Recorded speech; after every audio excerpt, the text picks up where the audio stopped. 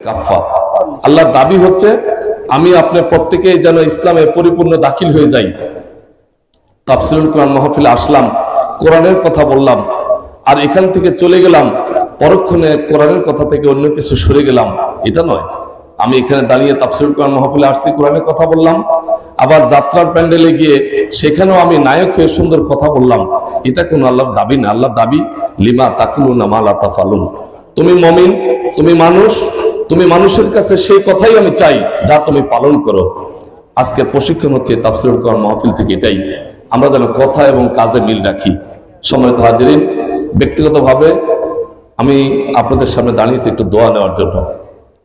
আমি এই উপজেলার আপনাদের ভোটে নির্বাচিত ভাইস চেয়ারম্যান ছিলাম।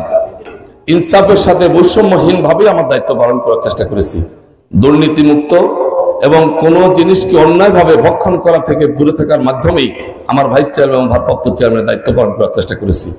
তারই ধারাবাহিকতায় আল্লাহ লাখো শুকরিয়া যে আল্লাহ রাব্বুল আলামিন জামাত ইসলামী থেকে এমপি প্রার্থী ঘোষণা হয়েছে। নিঃসন্দেহে এটা আপনাদের কাছে, আমাদের কাছে, সবার কাছে পরিষ্কার, কারো দলের একক সমর্থনে দলীয় ভোটে কেউ কখনো নির্বাচিত হতে পারে না। আমাকে যদি আবারও আপনাদের খেদমতে এই দুই আসন, এই দুই উপজেলা মিলে এই আসন থেকে নির্বাচিত হতে হয়, দল মত ধর্ম বর্ণ নির্বিশেষে সকলের মতামত সমর্থন নিয়েই আমাকে নির্বাচিত হতে হবে। সেক্ষেত্রে আপনাদের সামনে দাঁড়িয়েছি।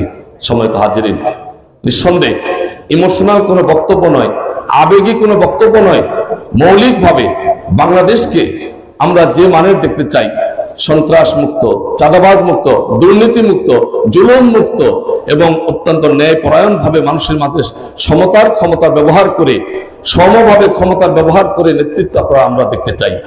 এই নেতৃত্ব স্বাধীনতার 53 বছরে অনেক দলকে, অনেক মতকে, অনেক আদর্শকে আপনারা দেখেছেন, অনেক নেতৃত্বকে আপনারা তৈরি করেছেন। আপনাদের পায়ে হাত রেখে বিনয়ের সাথে আমি বড়াইগ্রামবাসী, জোনাইলবাসীর কাছে আকুল আবেদন, একটি বারের জন্য আমাদের মতো ওলামা ইকরামদেরকে নির্বাচিত করে একটু দেখান না, একটু দেখেন না আমরা গতানুগতিক সমস্ত নেতৃত্বের চেয়ে ব্যতিক্রম কিছু নির্বাচিত হয়ে করতে পারি কিনা।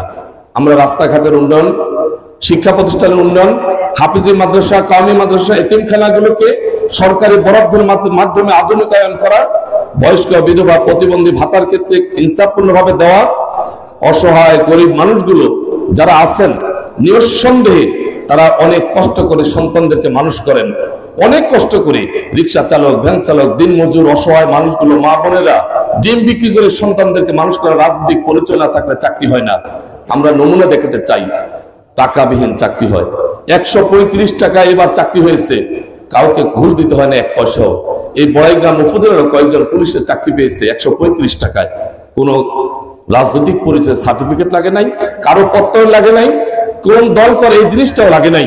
আমার বিশ্বাস নিঃসন্দেহে আমাদেরকে যদি আপনারা নির্বাচিত করেন, এই চাকরি বাকরির ক্ষেত্রে মেধার ভিত্তিতে, যোগ্যতার ভিত্তিতে চাকরির ক্ষেত্রে অগ্রাধিকার পাবে, এতে কোনো সন্দেহ নেই ইনশাআল্লাহ। অতএব আপনাদের কাছে আবেদন রাখছি, আসুন। চলমান পৃথিবীতে ওলামারা দেশ চালাতে ব্যর্থ, এটা আর নাই।